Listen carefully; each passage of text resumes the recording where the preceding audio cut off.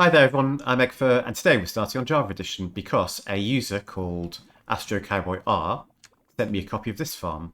And this is a dripstone based lava farm, and I think it's really cool because not only does it replenish all of the lava from the dripstone at the back, but it presents a cauldron to you where you can pick up the lava with a bucket and it'll swap it out for the next cauldron. And check out the smooth animation on Java as well. Isn't that great? So, astrocowboiR's got a friend called Eric Mello84, and Eric Mello plays on Bedrock, and he wanted a version of his farm for Bedrock Edition. So they asked me whether I could have a go at producing one. And I know all the circuits are going to be different, so I've not even really looked in detail at how it works on Java. But I had a go at building one for Bedrock, and that's what we're going to see today.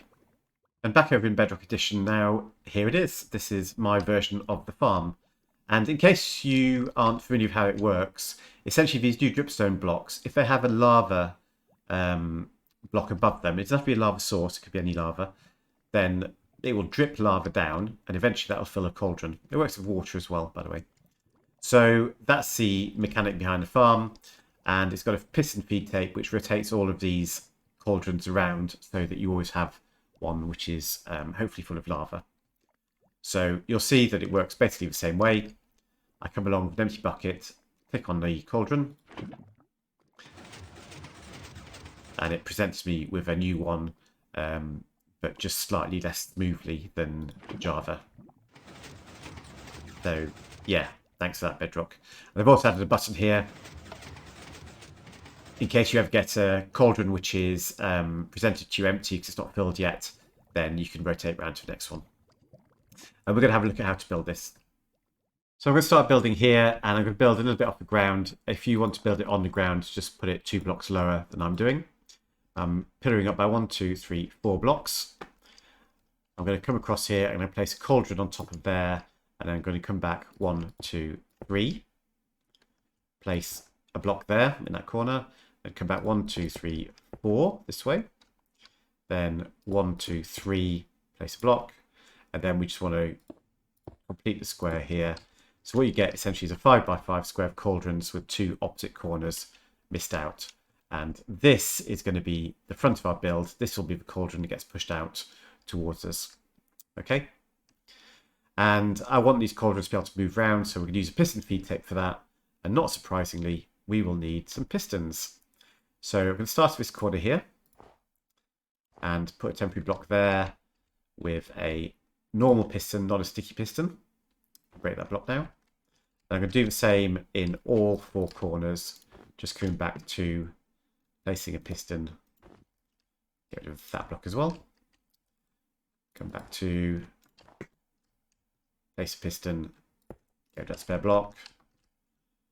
Back to, and our last piston goes just here.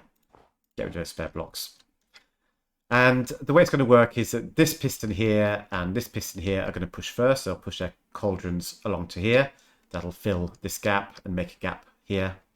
It'll fill that gap and make a gap here. And that means that then this piston and this piston can push along too.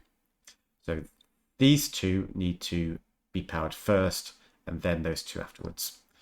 So coming through to the front left one, let's get rid of this pillar. I don't need that anymore. I'm going to come down underneath piston and out one. And then towards the back, I'm going to come down and across one as well. Don't need those two. And on this side, so I'm at the back now, come down and across one, and then down and across one. Get rid of those spare blocks. And I just want to join these two up. Like that. Okay, grab some repeaters, and you want 1, 2, 3 repeaters there. And I want all of them to be on 2 ticks. And then same again on this side. 1, 2, 3 repeaters, all on 2 ticks, just like that. With some redstone, put it on top of here, so that's going to power that piston. Join these two up together, and redstone on top of here to power that piston. And whilst I'm here, I'm going to place a block down there with some redstone dust on it as well. So that's 2 of my corners done, and then I need to do these opposite 2 corners. And the way I'm going to do that is I'm actually going to detect the cauldrons moving, and I'm going to do that using an observer. This observer's watching this cauldron. When it sees it move, it'll send out a signal, and that'll be detected by this observer, which will power the piston. Exactly the same on the other side, just like that. So that is basically our circuitry for the piston feed tape now done. I do want to power it here. So the way I'm going to do that is I'm going to use a block and put a sticky piston now this way. Come into this corner, place the observer, powering towards me. Around the other side so we can see it better. When this piston extends, that observer will be pushed across and it'll power this block here with redstone dust on it, and that sets off all of our circuitry. So we should be able to see that if I grab a lever, put it on there, and there we go. So that's piston feed tape done. I can get rid of that now. Right, so the next bit we're going to work on is the double piston extender. So I'm going to get rid of this for now. I'm going to put a temporary block just on the back there, and then take two sticky pistons and point them back towards the front here, because this is the cauldron that's going to get extended out. Right, so we need to extend these two, and the way I'm going to do that is this piston below. I'm going to place a block on there, come down underneath, and put a torch just here. That extends the first one. Put a temporary block underneath it and come back out towards the front. Go to that. Place redstone dust on top of there, and then one more block underneath the front piston, and you'll see that extends it out all the way. So I've got my full extension now, and I can retract it just by turning off that torch. I want one more torch just here, because we also need to be able to pull everything back, and there's a bit more complicated circuit to bring it back. So I need an observer here with a block behind it, and on redstone dust on top of there and on top of the observer. That's going to pulse this piston when it comes back. Come back to the front, and one more block alongside there with a repeater on 3 ticks. Okay, and then one more block in front of there. So that will pulse this piston once it's retracted to go back and get the cauldron again and pull it all the way back. So that's the double piston extender pretty much done, and all I need to do is power this block to get that to work. So when do we want to power that block? We want to power that block when something happens to this cauldron. I've taken out some lava from it. We detect that with an observer. So the observer will be facing up into that cauldron, and it'll be powering down into this block underneath it. And here I'm going to do a little bedrock trick. We're going to use a piston with obsidian on it and a torch on the side of that. So now when I get a pulse from the observer, it'll power the block, which will activate the piston, and it'll turn off this torch. Block on top of there, and another torch here, which will be off by default and will come on when I take my lava. Right, so I want to build a little platform down here because we're going to build a pulse extender. So from the obsidian, I'm going to come to the side 2, and I'm going to come forwards by another 3 blocks. That's a 2x4 platform here. Get a repeater there on 3 ticks. One here on 1 tick. Then we want redstone dust. We want a pulse extender, a comparator pulse extender. So you have 2 comparators basically in a loop with redstone dust. And they'll send a signal round and round, and it'll fade. The signal strength will drop down, and eventually that will turn off. And we need to get that signal round to the other side to this block here. So I will do that just by placing a block here by the obsidian, block behind this piston, and we're just going to come back like so. And run some, in fact, I need one more block in that corner there. So hopefully you can see that, to join up my extender to here. And then I can just run the dust all the way around here to this block where I'm going to have a repeater on 4 ticks. Okay. There's one last complication we need to solve, which is that this observer won't just detect when I take lava out of the cauldron. It'll also detect that cauldron moving back and being pushed forwards again. Well, the moving back is solved by this repeater actually. So that repeater stops this torch coming on. So once I've got a signal into my pulse extender, then I won't get the second signal for retraction, but it will only push it back after my pulse extender's gone off, and that could cause the whole thing to loop round and round and round. So I've got a way to stop that. I'm going to break this temporary block we placed earlier, and the back here of the observer, I'm going to place a sticky piston facing towards me with a block on it, and then leave a space, and then in front of that, an observer facing back towards that block. So when that piston extends, the observer will see it, and the torch on the back of the observer will turn off. Come down here, I'm going to come out 2 blocks, and I want a sticky piston pointing towards this block underneath the front observer.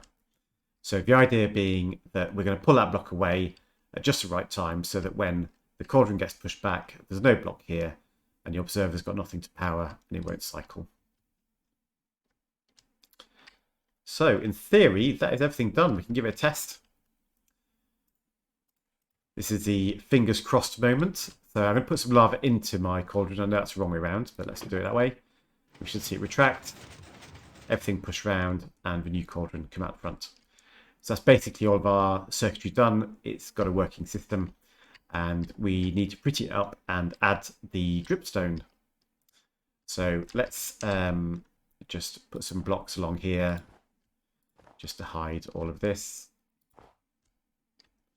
And we're going to come in front of that and in front of this.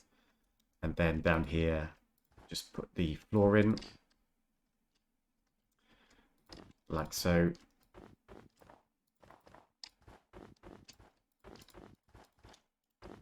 And then on top of that as well, we'll place some blocks. And I'm going to do the same as astrocowboiR did and put the glass in here so we can see into our mechanism, which I think is quite cool.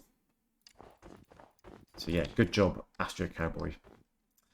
Right. So yeah, so all we need now is to be able to fill these cauldrons up automatically. And we're going to do that. I'm going to do it all out of glass. You can make, do this out whatever you want really. But I need a channel for my lava, which is going to grow across all of these cauldrons. So I'm going to build a 5x5 square of glass. Across like this. And I need to come up 1, go to that. And we're going to have a 3x3 square in the middle.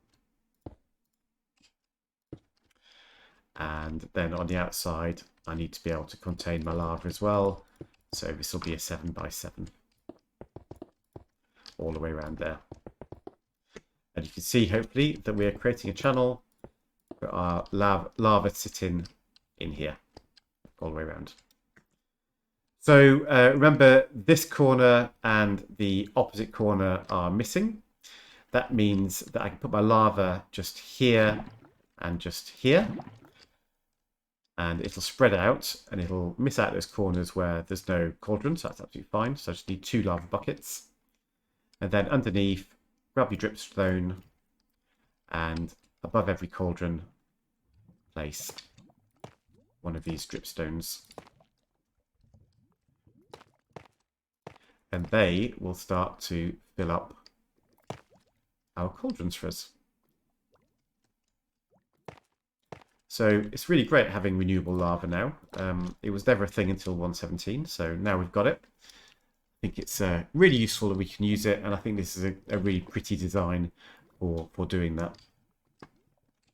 And that's it. That's the whole farm done. Oh, you can see we've got one already filled. Got 2 already filled, actually. Or maybe I did that one, I can't remember. But yeah, one already filled from the dripstone. It can take quite a while sometimes. Sometimes it's quite quick. But as long as you're not using up your lava too quickly, then this farm will keep you replenished all the time. And of course, if you are using your lava very quickly and it's not managed to fill up all the cauldrons in time, don't forget to put a button down here, and that allows you to manually cycle the cauldrons to try and get the next one with lava in it. Okay, so that's nearly finished for today. Just a big thank you again to astrocowboiR on Reddit for sharing his design with me. And I hope you like it too. I think it's a really cool little farm. Also, if you have enjoyed it, please remember to leave me a like, drop a subscribe, and more than anything, have a look at the other videos on the channel, because there's a whole range of different farms that I've designed and redstone contraptions and so on. So if you like this one, hopefully you like all of those too. All right, I'll see you next time. Bye-bye.